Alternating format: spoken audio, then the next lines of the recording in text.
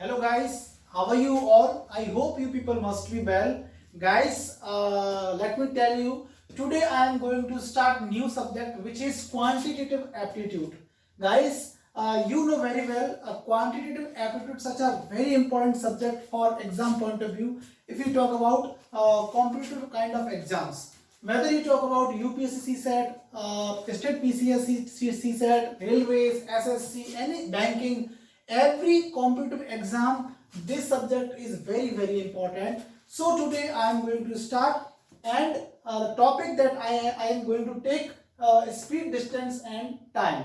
तो my friend, मैं इस टॉपिक को आपको आज अपने कंसेप्ट के द्वारा समझाने की कोशिश कर रहा हूं। मुझे पूरा विश्वास है कि मेरे कंसेप्ट को समझने के बाद आप किसी भी टाइप के क्वेश्चन को, प्रॉब्लम को आप बखूबी तरीके से सॉल्व कर पाएंगे। तो चलिए मैं इस प्रॉब्लम को आपको सॉल्व करूंगा। Before solving this problem, I am going to start making concept building for you. इस क्वेश्चन को मैं जब सॉल्व करूंगा, पहले मैं आपको स्पीड, डिस्टेंस और टाइम का कंसेप्ट अच्छी तरीके से समझा दूं।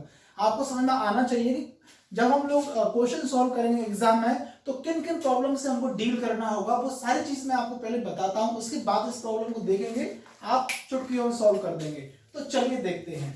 तो my dear friends, you know very well, speed is equal to distance upon time. आप सभी लोग इस फॉर्मूले को, तो मुझे ऐसा पूरा विश्वास कि आप लोग अपने चाइल्डहुड से ही पढ़ते आ रहे होंगे। स्कूल में जब आप 8, 9, 10 में पढ़ते हैं, तभी हम चीजों को पढ़ना शुरू कर देते हैं। तो speed is equal to distance upon time, यानी हिंदी में ऐसे बोलेंगे चाल बराबर दूरी बटे 100। मैं इस लेक्चर सीरीज को बाइलिंगुअल में लेता आ रहा हूँ, हिंदी और इंग्लिश दोनों में आपको समझाऊंगा। मेरा क्वेश्चन को मैं डिक्टेट करूंगा इंग्लिश में, लेकिन मैं हिंदी में इसको एक्सप्लेन करूंगा, और जो मेरा पूरा फर्दर एक्सप्लेनेशन रहेगा वो हिंदी इंग्लिश दोनों में रहेगा। तो हिंदी मीडियम और इंग्लिश मीडियम के स्टूडेंट्स को किसी प्रकार का लैंग्वेज को लेकर प्रॉब्लम मैं नहीं आने दूंगा, इस बात की गारंटी है। तो speed is equal to distance upon time. Speed को हिंदी में हम लोग बोलते हैं चाल, ओके गाइस। डिस्टेंस को हम बोलते हैं दूरी, और टाइम को तो आप सभी को पता है, समय, ओके।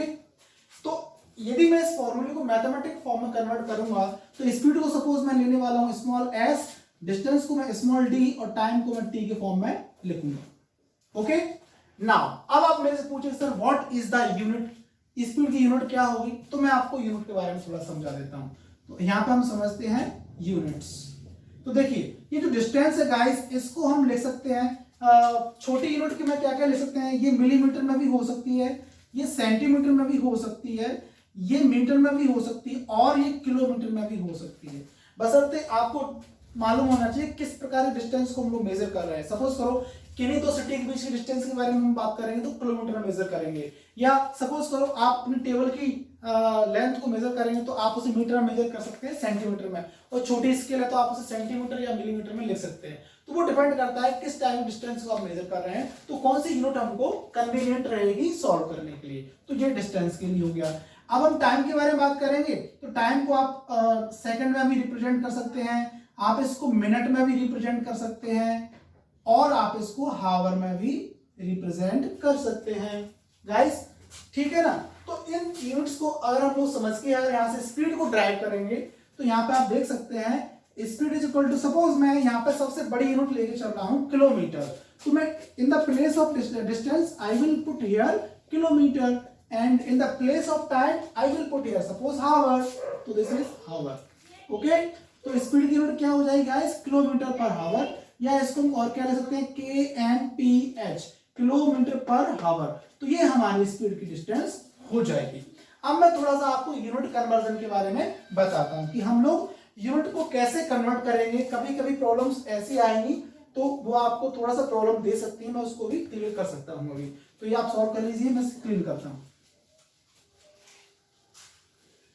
तो सी फ्रेंड्स, सबसे पहले आप यहाँ पर देखेंगे कि अगर आपको पूछे यूनिट कन्वर्जन हमको करना कैसे सीखना है, तो देखिए यूनिट कन्वर्जन कैसे करते हैं। सी सपोज कर आपको 1 किलोमीटर पर हावर है, इसको आपको मीटर पर सेकंड में कन्वर्ट करना है। तो आपको मालूम है 1 किलोमीटर में कितना मीटर होता है, 1000। एक हावर में कितना सेकंड बनेगा, तो 1 hour is equal to 60 minute and 1 minute is equal to 60 second. So I can put here 60 multiply by 60। तो ये किसमें आ गया, ये हो गया आपका मीटर और ये हो गया आपका सेकंड, यानी मीटर पर सेकंड। इसको हम फर्दर सॉल्व करेंगे तो ये कितना हो जाएगा, 2 0 से 2 0 ऊपर कट जाएगा और ये आपका यस ये यहाँ पे 5 और ये आप कटने के बाद ये 18 हो जाएगा, है ना।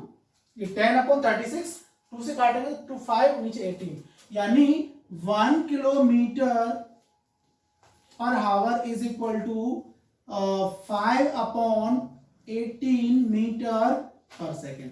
जब कभी भी आपको स्पीड को किलोमीटर पर हावर से मीटर पर सेकंड में चेंज करने की नीड पड़ेगी तो किलोमीटर पर हावर की यूनिट में आप 5/18 के प्रोडक्ट इस क्वांटिटी से मल्टीप्लाई कर देंगे तो आपको मीटर पर सेकंड में मिल जाएगा। और अगर हम बात करें, सपोज आपको 1 मीटर पर सेकंड को आपको किलोमीटर पर हावर में कन्वर्ट करना है तो आप रिवर्स कर देंगे, यानी कि 18/5 किलोमीटर पर हावर। ये चीज आपको बहुत अच्छी तरीके से समझ में आना चाहिए, यानी किलोमीटर पर हावर को मीटर पर सेकंड में चेंज करेंगे तो 5/18 से मल्टीप्लाई करेंगे उस क्वांटिटी में, और मीटर पर सेकंड वाली स्पीड की जो यूनिट है यदि उसको आपको किलोमीटर पर हावर में चेंज करना है तो आप 18/5 से क्या करेंगे, मल्टीप्लाई करेंगे, तो आप उसको फिर आगे सॉल्व करेंगे। ओके, अब हम चलते हैं इसके जो इंपॉर्टेंट केस हैं उनको हम समझते हैं। सी गाइस, तो यूनिट कन्वर्जन आपने समझ लिया और यूनिट के बारे में आपने समझ लिया। अब आप देखते हैं केस। तो मैं सबसे पहले केस 1 आपको सॉल्व करूंगा। गाइस, ये फंडामेंटल आपकी कंसेप्ट बिल्डिंग है इसलिए मैं आपको समझा रहा हूं। एक बार एक चीज आपको समझ में आ जाएगी तो प्रॉब्लम सॉल्व करने में आपको बिल्कुल भी तकलीफ नहीं होगी। तो केस नंबर 1 क्या ले रहे हैं हम लोग, लेट्स फॉर्मूला यहां पर से लिख रहे हैं हम लोग, speed is equal to distance upon time. इस फॉर्मूले को थोड़ा सा मैं आपके साथ में मैनिपुलेट करने की कोशिश करूंगा। कैसे, देखिए केस 1 में मैं बात कर रहा हूं कि डिस्टेंस इज कांस्टेंट, यानी किसी पर्टिकुलर इवेंट में डिस्टेंस कांस्टेंट है तो स्पीड और टाइम में क्या रिलेशन बनेगा। यदि इस फॉर्मूले में डिस्टेंस को मैं कांस्टेंट रखता हूं गाइस, तो I can write here speed proportional to 1/t। Okay, क्यों डिस्टेंस आपकी चेंज नहीं हो रही है तो स्पीड इज इक्वल टू क्या हो जाएगा, 1/t। इसको मैं दो क्वांटिटी में ब्रेक करूंगा, यानी S1/S2 इज इक्वल टू क्या हो जाएगा, T2/T1।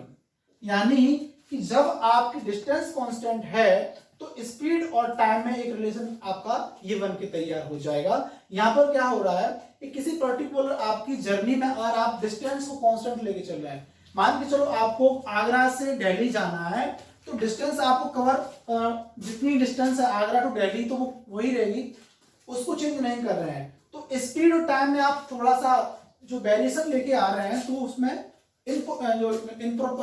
उसे बोल सकते हैं रिवर्स, यानी कि टाइम अगर आपका बढ़ेगा तो स्पीड आपकी कम हो जाएगी और स्पीड बढ़ेगी तो टाइम आपका कम हो जाएगा। मान के चलो कि पहले आप आगरा से मुंबई की दिल्ली की ओर जा रहे थे, तब आप क्या कर रहे थे, आपकी स्पीड 50 किलोमीटर पर आवर से चल रही थी आपकी कार। अब आपने क्या किया, तब सपोज करो आपको 1 घंटे 50 किलोमीटर आप कवर कर रहे थे। अब अगले केस में आपने क्या किया, स्पीड को बढ़ा दिया, आपने 60 कर दिया, तो यानी कि आपका टाइम वही रहा, स्पीड आपकी काफी ज्यादा बढ़ गई है। तो टाइम और स्पीड में आपका ये रिलेशन होता है। दूसरा रिलेशन क्या हो जाएगा,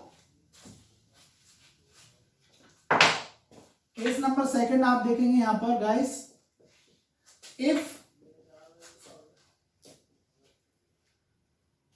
distance is constant, time is constant, if time is constant. अगर टाइम कांस्टेंट करते हैं इस फॉर्मूले में तो क्या हो जाएगा, तो स्पीड प्रोपोर्शनल टू डिस्टेंस, यानी टाइम आपका चेंज नहीं हो रहा है। अगर आपकी स्पीड बढ़ेगी तो डिस्टेंस भी बढ़ेगी, यानी 1 घंटे पहले आप लोग 50 किलोमीटर तय करते थे, तो अब आपकी स्पीड बढ़ गई, सब 60 कर दिया, तो उसी 1 घंटे में आप 60 किलोमीटर को आप क्या कर पाएंगे, कवर कर पाएंगे। यानी कि डिस्टेंस और स्पीड में प्रोपोर्शनल का रिलेशन होता है, स्पीड बढ़ेगी तो डिस्टेंस भी बढ़ेगी, डिस्टेंस बढ़ेगी तो स्पीड भी बढ़ेगी। तो इसको फर्दर कैसे लिख सकते हैं, S1 over S2 is equal to D1 over D2।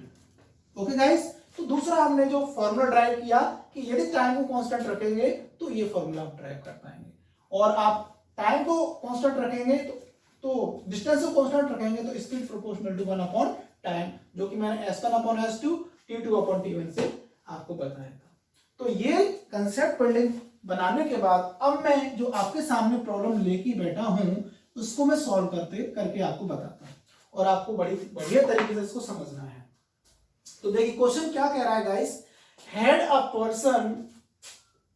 a person walked 14 kilometer instead of 10 kilometer, then he would have covered 20 kilometer more, then find his actual distance covered by him। यानी question में ये कह रहा है कि एक व्यक्ति यदि 10 किलोमीटर की तुलना में 10 किलोमीटर की जगह 14 किलोमीटर पर किलोमीटर आवर से चलता तो जो डिस्टेंस में है तो वो 20 किलोमीटर ज्यादा चल चुका होता। तो बताइए उस व्यक्ति के द्वारा एक्चुअल में कितनी डिस्टेंस कवर की है। गाइस क्लियर हुआ है क्वेश्चन, मैं एक बार फिर समझाता हूं कि यदि किसी व्यक्ति ने अपने स्पीड को 10 किलोमीटर पर आवर से चेंज करके यदि 14 किलोमीटर पर आवर से अगर वो चलता तो डिस्टेंस में 20 किलोमीटर ज्यादा वो कवर कर पाता। तो वो क्वेश्चन वाला पूछ रहा है आपसे, तो बताइए कि उसने एक्चुअल में कितनी डिस्टेंस कवर की। तो आप इसको समझिए। तो यहाँ पे एक चीज आप नोट कर पा रहे होंगे कि इस पूरे पर्टिकुलर क्वेश्चन में यहाँ पर देख रहे हैं आप टाइम कांस्टेंट है, यानी स्पीड बढ़ रही है तो डिस्टेंस आपकी बढ़ रही है, टाइम उतना ही लग रहा है। यानी हम बात करेंगे 1 घंटे में कोई चीज हो रही है, 1 घंटे पहले कोई 10 किलोमीटर चल रहा है, तो यदि वो 1 घंटे में 14 किलोमीटर चलता है तो जो डिस्टेंस उसने पहले कवर की थी उसमें 20 किलोमीटर को ज्यादा चल जाएगा। तो इसको हम समझते हैं। तो यहां पर क्या करेंगे, since here time is constant, time आपका कांस्टेंट है, ठीक है। तो टाइम कांस्टेंट है तो क्या रिलेशन मैंने आपको बताया था, speed S1 over S2 is equal to D1 over ये टाइम कांस्टेंट है तो हमारा स्पीड का ये रिलेशन हमको देखने को मिलेगा। अब आप देखिए कि पहले उसकी स्पीड कितनी थी, 10 थी। Instead of 10 he change the speed bye 14 kilometre per hour, यानी 10 से वो अपनी स्पीड को चेंज करके 14 करता है। तो डिस्टेंस पहले वो x कवर करता है, तो अब वो कितना करेगा, x + 20 करेगा। समझ में आया गाइस? यदि 10 की स्पीड से चलेगा तो सपोज करो उसने x डिस्टेंस को कवर किया, यदि स्पीड उसने 14 कर दी अपनी, तो उसकी स्पीड में 20 मीटर का और इजाफा हो जाएगा। तो यहां से आप x को कैलकुलेट कर सकते हैं, तो क्रॉस मल्टीप्लाई आप कर सकते हैं। तो 10x is equal to 10x + 200 is equal to 14x। Clear? अब x को सेपरेट कर लीजिए आप लोग, तो 14x minus 10x is equal to 4x is equal to 200। Clear है? तो यहां से x को अगर आप कैलकुलेट करना चाहेंगे तो 200 अपॉन 4, यानी x इज इक्वल टू कितना हो जाएगा, 50 किलोमीटर। गाइस यहाँ पर यूनिट के बारे में किसी प्रकार की हमको प्रॉब्लम इसलिए नहीं आई है क्योंकि दोनों ही यूनिट हमारे किलोमीटर पर आवर में है। तो यहाँ पर मैं यहाँ पर किलोमीटर पर आवर लिखूंगा, यहाँ भी लिखूंगा, दोनों यूनिट आवर कट जाएंगे, तो लिखने से कोई मतलब नहीं है। और डिस्टेंस आपसे वो किलोमीटर में पूछ रहा है, तो हमारा आंसर क्या हो जाएगा, 50 kilometre per hour. Okay guys, तो मैं अब अगला लेक्चर आपके लिए पार्ट 2 लेके आऊंगा। ऐसे मेरा पार्ट 1 है, तो वो उसमें भी और बेहतरीन आपको क्वेश्चन मैं आपको समझाऊंगा, और आपको मैं विश्वास दिलाता हूँ बहुत बढ़िया तरीके से प्रॉब्लम सोल्व करने को बनेगी। तो गाइस मैंने इनिशिएटिव लिया है, नया सब्जेक्ट लिया है। यदि आपको सब्जेक्ट पसंद आता है तो प्लीज आप मेरे चैनल को सब्सक्राइब कीजिए, लाइक कीजिए, और अपने जो दोस्त हैं उनके बीच में भी शेयर कीजिए, ताकि वो भी मेरे लेक्चर्स का फायदा ले पाए। Thank you.